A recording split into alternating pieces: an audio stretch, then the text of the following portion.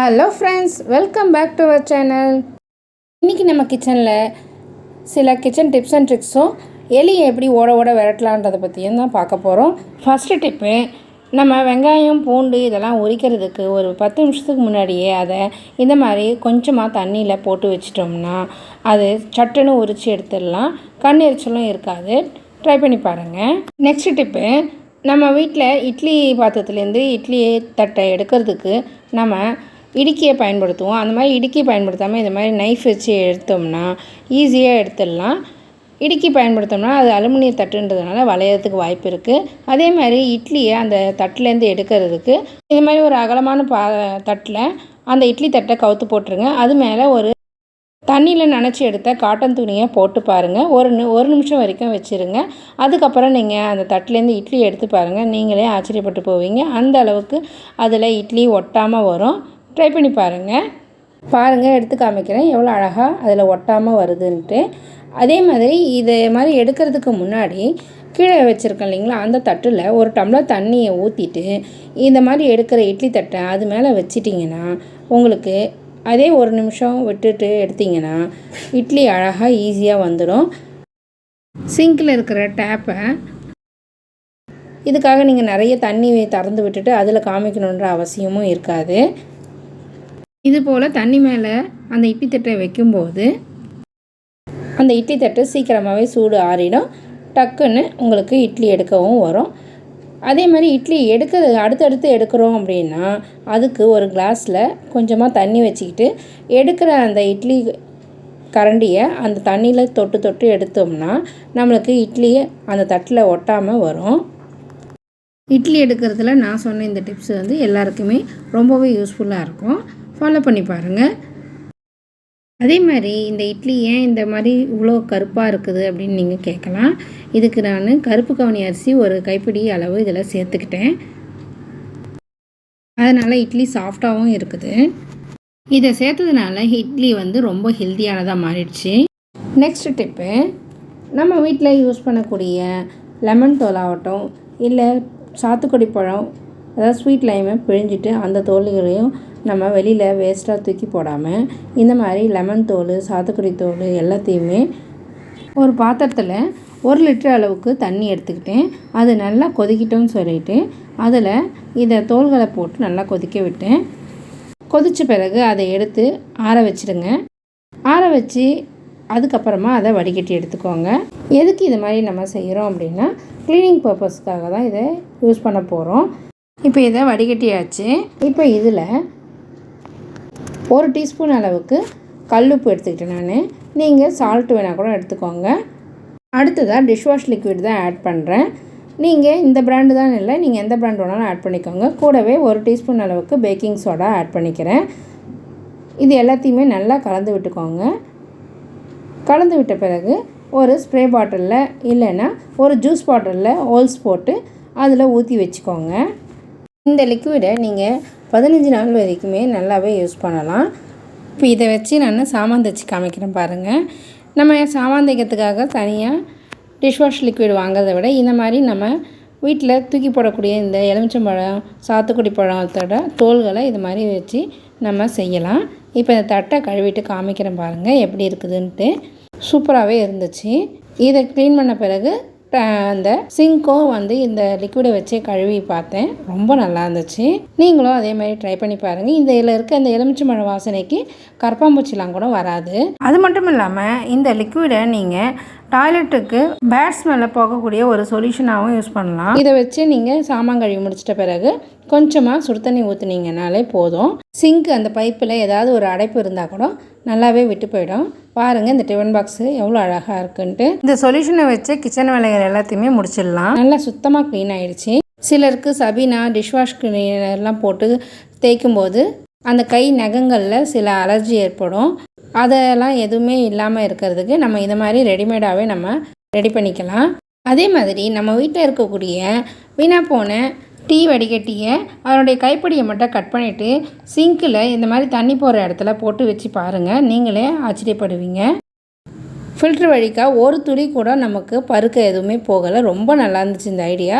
நீங்களும் ட்ரை பண்ணி பாருங்கள். இனிமேல் டீ வடிகட்டியை வீணாக போச்சுன்னு சொல்லி தூக்கி போடாமல் இந்த மாதிரி யூஸுக்கு நீங்கள் பயன்படுத்திக்கலாம். இப்போ இந்த லிக்விடை வச்சு நான் இந்த பித்தளை பாத்திரத்தை கழுவி காமிக்கிறேன் பாருங்கள். ரொம்ப நல்லா இருந்துச்சு. அதுவும் ஏன்னா இதில் வந்து வெறும் லெமனும் பேக்கிங் சோடா சாத்துக்குடி பழத்தோட அந்த சாறு எல்லாமே கலந்து இருக்கிறதுனால நல்லாவே விட்டு போச்சு. இந்த லிக்விடை அது மேலே ஊற்றிட்டு ஒரு 5 நிமிஷம் வெயிட் பண்ணிவிட்டு அதுக்கப்புறமா நீங்கள் தேய்ச்சிங்கன்னா ரொம்ப சிரமப்பட்டு தேய்க்கவே வேண்டாம் கை வலிக்க. அது மேலே கொஞ்சமாக சபீனா தூள் தூவிட்டு நீங்கள் தேய்ச்சி பாருங்கள். ரொம்ப நல்லாவே விட்டு போச்சு. இதுக்காக நம்ம வேறு எந்த இதுவும் வாங்க வேண்டியதே இல்லை. அதே மாதிரி அந்த லிக்விடையே நான் சிங்க்கு ஃபுல்லாகவும் தேய்ச்சி கொடுக்குறேன். பாருங்கள் எந்த அளவுக்கு க்ளீனாக இருக்குதுன்றதை. நல்லா பளிச்சுன்னு இருந்துச்சு. இதுக்காக நம்ம தனியாக எந்த ஒரு விஷயமும் செய்ய வேண்டாம். பித்தளை பாத்திரமும் ரொம்ப நல்லா இருந்துச்சு. சிங்க்கு ஃபுல்லுமே நல்லா பளிச்சுன்னு இருந்துச்சு. இந்த ஐடியா உங்கள் எல்லாருக்குமே ரொம்பவே யூஸ்ஃபுல்லாக இருக்கும்னு நினைக்கிறேன். வாங்க நெக்ஸ்ட் இப்போ என்னன்றதை பார்க்கலாம்.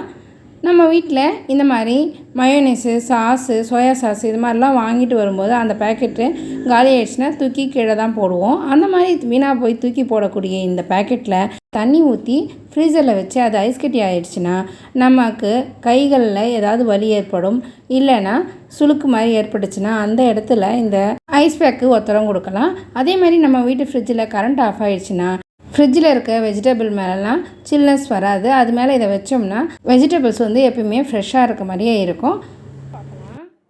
நம்ம வீட்டில் அழையா விருந்தாளியாக ஒருத்தர் வருவார். அவர் வர்றது மட்டும் இல்லாமல் வந்தவர் போகவும் மாட்டார். நமக்கு கூடவே இருந்துட்டு ரொம்ப தொல்லை கொடுத்துக்கிட்டு நம்ம வீட்டில் இருக்க பொருள்களையும் வீணாக்கிட்டு இருப்பார். அவரை நல்லபடியாக கவனிக்கிறதுக்கு இந்த சில பொருட்களை கொடுத்து வழி அனுப்பி வைப்போம். வாங்க அது என்னன்றதை பார்க்கலாம். இதுக்காக நான் முதல்ல ஒரு டப்பா எடுத்துக்கிட்டேன். இதுக்காக மட்டும் யூஸ் பண்ணுங்கள் அந்த டப்பாவை. அதில் முதல்ல கொஞ்சம் கடல மாவு சேர்த்துக்கோங்க. நான் 3 டீஸ்பூன் அளவு கடல மாவு சேர்த்துக்கிட்டேன்.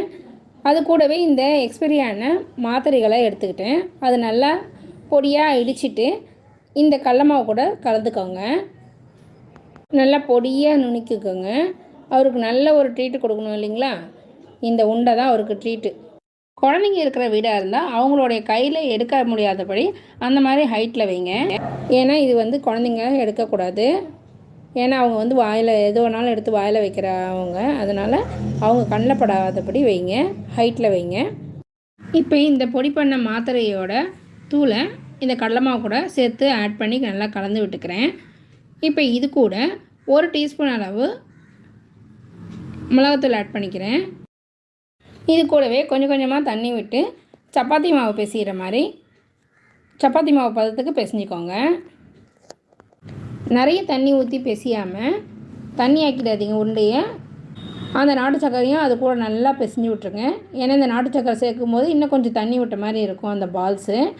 அதனால் கொஞ்சமாகவே தண்ணி விட்டு பிசைஞ்சு எடுத்துக்கோங்க. உருண்டை வந்து நல்லா குட்டி குட்டி உருண்டைகளாக எடுத்துக்கோங்க. எலிகள் எந்த இடத்துல வந்து அதிக அளவு தொந்தரவு பண்ணுமோ அந்த இடத்துல 1க்கு 2 கூட நீங்கள் வச்சுக்கலாம். இதை வந்து நீங்கள் காரில் கூட வச்சுக்கலாம். ஏன்னா நம்ம கார் வெளியிலலாம் பார்க் பண்ணும்போது அதில் கூட அந்த எலிகள் வந்து ரொம்ப தொல்லை பண்ணும்.